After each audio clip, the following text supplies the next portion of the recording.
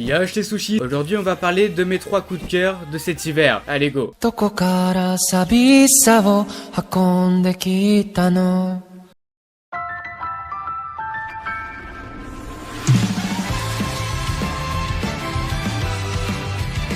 Un survival game pour bien commencer la vidéo. Et c'est bien sûr King's Game. Dans King's Game, on va suivre Sudo Kaname qui va se retrouver embarqué dans un nouveau jeu qui se nomme King's Game. Mais la particularité de ce jeu, c'est qu'il se passe dans la vraie vie. Et donc si vous mourrez, c'est pour de vrai. Et dans ce jeu, chaque joueur possède un pouvoir, ce qui rend le jeu encore plus dangereux. Et chaque pouvoir est différent. Et pour le cas de Kaname, il a un pouvoir que personne ne connaît, pas même la meilleure analyste du jeu. King's Game permet aux gens de réaliser leurs rêves les plus fous, grâce aux duels ou aux events. Car quand vous affrontez un joueur en duel, si vous le tuer, ou bien s'il déclare forfait, vous remportez la moitié de ses points. Et les points sont la monnaie du jeu, et ils peuvent être échangés contre toutes sortes de services, comme des armes ou bien un endroit où dormir. Donc si le joueur n'a pas de points, il devra se débrouiller seul, et dormir dehors, là où les autres joueurs pourraient le tuer. Pour revenir au cas de Kaname, à peine rentré dans ce jeu, il va être provoqué en duel par 2 des célébrités du jeu, et il va les battre, dont un qui va mourir suite à ce duel. Mais l'autre va lui faire une proposition, créer un clan. La création de clan est une fonctionnalité du jeu, comme vous devez vous en douter. Mais manque de chance, Kaname n'a pas le niveau nécessaire pour en créer un. Et pour gagner des niveaux, c'est en jouant. Sauf que Kaname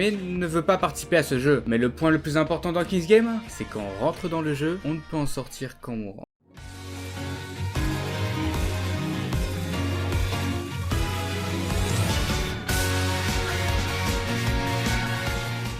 On poursuit avec un anime type SAO, mais au lieu d'avoir un héros overcheat, on a une héroïne qui a peur de se faire mal dans le jeu que son ami lui a conseillé. Et vu que c'est un SAO-like, c'est un jeu type MMORPG. Mais notre aventurière un peu peureuse qui a peur de prendre des points de dégâts va adopter une solution pour le moins singulière, et qui ne fonctionnerait pas dans un vrai jeu. Elle va mettre tous ses points de compétence dans la vie. Et c'est comme ça que notre chère Maple va devenir une des meilleures joueuses du jeu. Mais plutôt j'ai dit que c'était un SAO-like, mais c'est vrai que dans un sens, car Maple n'est pas coincée dans le jeu. Dans Bofuri, on va suivre une fille plutôt novice dans les MMORPG, et je trouve ça plutôt attachant, car ce qu'elle fait, on l'a tous déjà fait d'une manière ou d'une autre. Dans cet anime, vous suivrez l'aventure d'une novice du jeu vidéo, qui veut juste s'amuser et passer du bon temps avec ses amis, en allant tuer des monstres et faire des quêtes diverses et variées. Donc rien d'extravagant, mais tout de même sympathique à regarder entre 2 gros animes qui vous demanderont plus de matière grise.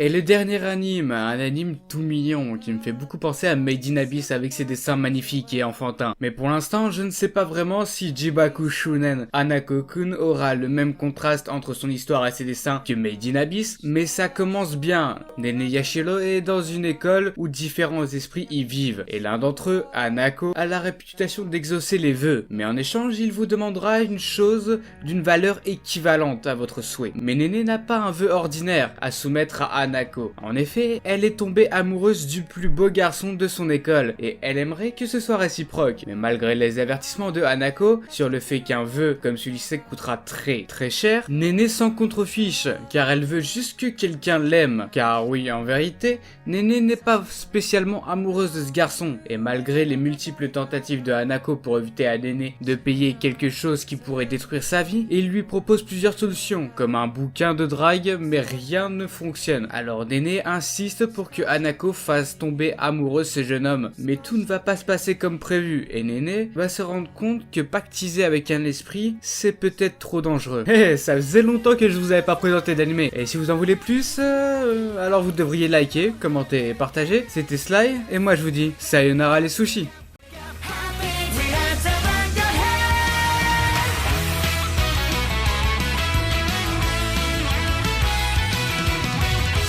だけがらしんば